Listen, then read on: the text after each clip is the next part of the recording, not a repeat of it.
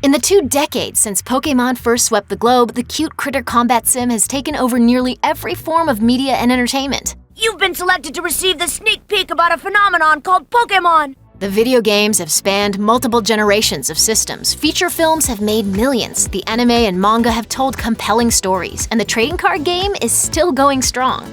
And meet new friends as you begin your journey to become a Pokémon Master Trainer!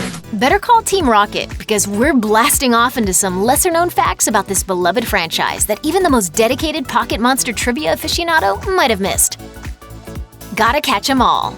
Like many creative types, reclusive Pokémon creator Satoshi Tajiri drew upon his childhood passions, namely bug collecting and video games, to create the Pokémon franchise. Kotaku writes that Tajiri grew up collecting insects in the area around his home in Machida, Japan, earning the nickname Mr. Bug from classmates. As the Japanese arcade scene grew in the 70s and 80s, Tajiri's obsession expanded to include video games too, and he eventually purchased a Famicom so he could take it apart and learn how it worked. In 1990, Tajiri saw 2 people playing Game Boys connected by a link cable, and both of his childhood passions came together in a eureka moment. He envisioned a game that could allow people to collect their own virtual insects and pit them against one another. 6 years later, the first Pokémon games were released, and the franchise began to take the world by storm. More than a game or a top-rated TV show, Pokémon is an undeniable obsession with children across the country. Pika who? You know him, you love him. Pokémon wouldn't be the same without him. Come on, you know who we're talking about. Even Pikachu's biggest fans might not know that he wasn't the original mascot chosen to represent the Pokémon series. That title belongs to Clefairy. In his book, Pikachu's Global Adventure, The Rise and Fall of Pokémon, author Joseph Tobin writes that a vulgar, talking Clefairy was Ash's first Pokémon in the original manga adaptation of Pokémon. Unfortunately, its crude sense of humor did not fly with the family-friendly dynamic Nintendo wanted from the Pokémon series. In the original plans for the first episode of the anime, Ash was even going to get a Clefairy, but the character was changed to Pikachu instead. There were a few other reasons for the change from Clefairy to Pikachu. For one, Pikachu's more traditional design made it seem more like a pet a child might have than the strange design of Clefairy. Pikachu's bright yellow color also made it stand out more, as only Winnie the Pooh had a similar color scheme targeting the same demographic. Unexpected origins. Polygon suggests that Pikachu may actually overtake Mickey Mouse as the most recognizable icon in the world. 2 mice battling it out for cultural dominance and… What? We're being told that Pikachu's design wasn't inspired by a mouse. Yeah, sorry to shatter your childhoods, but Pikachu is actually based on a squirrel. Atsuko Nishida, who designed the character, spoke with Japanese publication Yomiuri about her inspiration. As translated by Twinfinite, she said, "At that time, I was really into squirrels, so I wanted the character to have puffy cheeks. Squirrel tails are cute, so I wanted it to have a tail. However, I wanted the character to have a lightning element, so I made it shaped like lightning." After Nishida submitted the design and it was named Pikachu, Pokémon creator Satoshi Tajiri made a few final modifications, transforming it into the more recognizable electric rodent we know and love today. Pocket Monster Mayhem.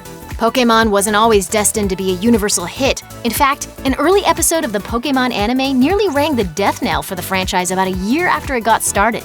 The episode in question, Electric Soldier Porygon, utilized a blue and red strobe effect to represent an explosive attack courtesy of Pikachu.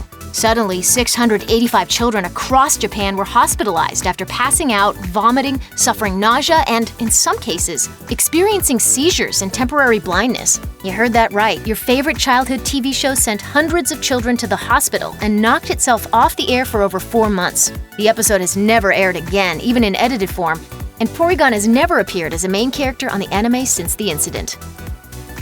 Saving face. Like any globally recognized franchise, Pokémon is no stranger to controversy. In addition to that nasty seizure situation, several of the characters in the show and the games have been called out for their offensive designs. Jinx is probably the most well-known example. The creature's original design bore a strong resemblance to the black minstrel stereotype of yesteryear, what with its pure black face, large eyes, and exaggerated lips. Luckily, Nintendo took criticism to heart and changed Jinx's appearance to move away from its blackface look. There's more! In a stranger and less scandalous controversy, One Uri Geller, a self-proclaimed psychic who gained fame for supposedly being able to bend spoons with his mind, tried to sue Nintendo over the Pokémon Kadabra. He claimed they stole his image for the psychic-type Pokémon. As such, Kadabra has not appeared on any Pokémon cards since. Life imitates art.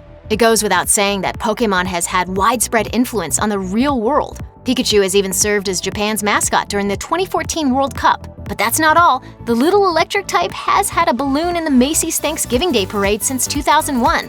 Now, if that's not evidence of a cultural phenomenon, we don't know what is. Perhaps Pokémon's most bizarre influence is on the small island nation of Niue. AWOL writes that in 2001, the Pacific Island country actually released legal currency featuring Pokémon characters, 5 different $1 coins featuring Pikachu, Squirtle, Meowth, Bulbasaur, and Charmander. In some cases, the coins have become the target of collectors, fetching prices many times greater than their actual legal value. Going forward, Pokémon Go, the first foray for the series into the App Store market, is still a massive phenomenon. It has over 100 million downloads from the Google Play Store alone and has brought in hundreds of millions of dollars. It is no real surprise that Nintendo has taken notice of Pokémon Go's success and wants to expand further into the mobile app market. Den of Geek reports that Nintendo's new president, Shuntaro Furukawa, thinks the company's main expansion focus should be into the smartphone market, saying, "The idea that something will emerge that transforms into something big in the same manner as game consoles is the defining motive of the Nintendo business. This doesn't mean Nintendo is shifting their focus away from home consoles, but do keep an eye out for more of a reach into the mobile market." Thanks for watching. Click the SVG icon to subscribe to our YouTube channel. Plus, check out all this cool stuff we know you'll love too.